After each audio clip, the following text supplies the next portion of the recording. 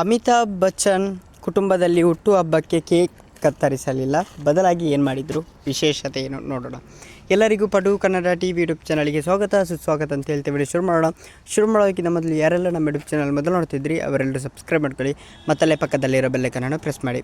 ಹುಟ್ಟುಹಬ್ಬ ಆಚರಣೆ ಕೇಕ್ ಇಲ್ಲದೆ ಅಂತ್ಯಗೊಳ್ಳುವುದಿಲ್ಲ.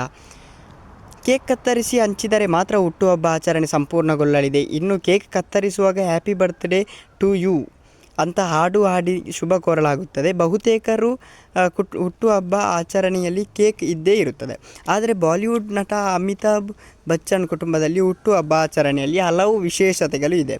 ಬರ್ತ್ಡೇ ಯಾರದ್ದೇ ಆಗಿರಲಿ, ಮನೆಯಲ್ಲಿ ಹುಟ್ಟುಹಬ್ಬ ಆಚರಿಸುವಾಗ ಕೇಕ್ ಕತ್ತರಿಸಿ ಆ ಬರ್ತ್ಡೇ ಹಾಡಿನ ಮೂಲಕ ಶುಭ ಕೋರುವ ಸಂಪ್ರದಾಯ ಇಲ್ಲ. ಹಾಗಾದರೆ ಬಚ್ಚನ್ ಮನೆಯಲ್ಲಿ ಹುಟ್ಟುಹಬ್ಬ ಆಚರಣೆ ಹೇಗೆ? ಅಮಿತಾಬ್ ಬಚ್ಚನ್ ನಡೆಸಿಕೊಡುವ ಕೌನ್ ಬನೇಗಾ ಕರೋಡ್ಪತಿ ಕಾರ್ಯಕ್ರಮದ ಒಂದು ಎಪಿಸೋಡ್ನಲ್ಲಿ ಪತ್ನಿ ಜಯಾ ಬಚ್ಚನ್ ಕೂಡ ಪಾಲ್ಗೊಂಡಿದ್ದರು.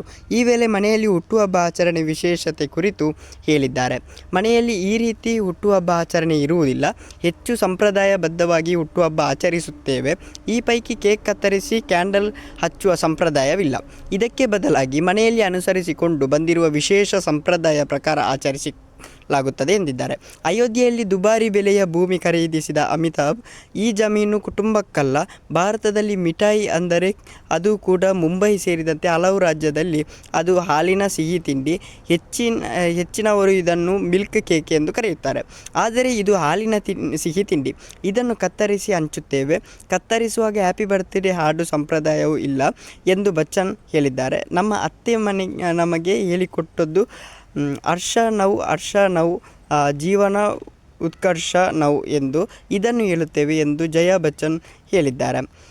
ಅಮಿತಾಬ್ ಬಚ್ಚನ್ ಮನೆಯಲ್ಲಿ ಹುಟ್ಟುಹಬ್ಬ ಆಚರಣೆ ಸರಳ ನಿಜ, ಆದರೆ ಮನೆಯಲ್ಲಿ ಸರಳವಾಗಿ ಆಚರಿಸಿದ ಬಳಿಕ ದೊಡ್ಡ ಪಾರ್ಟಿ ಇಟ್ಟುಕೊಳ್ಳುತ್ತಾರೆ. ಹೀಗಾಗಿ ಸಂಪ್ರದಾಯ ಎಲ್ಲ ಕಡೆ ಇರುವುದಿಲ್ಲ. ಹೀಗಾಗಿ ನಾವು ಕೇಕ್ ಕತ್ತರಿಸಿ ಆಚರಿಸುತ್ತೇವೆ ಎಂದು ಹಲವರು ಕಾಮೆಂಟ್ ಮಾಡಿದ್ದಾರೆ. ಓಕೆ ಗೈಸ್, ಮುಂದಿನ ಸಿಗೋಣ. ಅಲ್ಲಿವರೆಗೆ ಲೈಕ್, ಶೇರ್, ಸಬ್ಸ್ಕ್ರೈಬ್ ಮಾಡಿ ಅಂತ ಹೇಳ್ತಾ ಲವ್ ಯು ಸೋ ಮಚ್.